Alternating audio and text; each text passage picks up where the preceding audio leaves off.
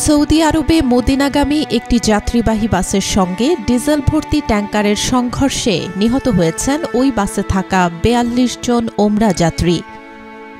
বাংলাদেশ সময় রাত ২টার দিকে মুফরিহাত এলাকার কাছে এই দুর্ঘটনা ঘটে। নিহতদের অধিকাংশই ভারতীয় নাগরিক বলে ধারণা করা হচ্ছে।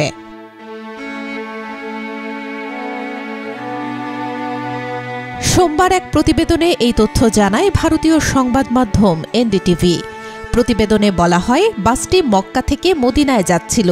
বেশিরভাগ যাত্রী ভারতের তেলেঙ্গানার হায়দ্রাবাদ থেকে এসেছিলেন।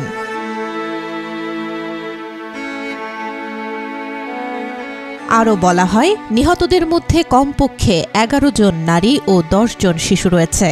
তবে এখনও সঠিক সংখ্যা যাচাইয়ের কাজ করছে কর্তৃপক্ষ। সংঘর্ষের পর আগুন ধরে যায় বাসটিতে। দুর্ঘটনার সময় অনেক যাত্রী ঘুমিয়ে থাকায় তারা বেরিয়ে আসার তেমন সুযোগ পাননি।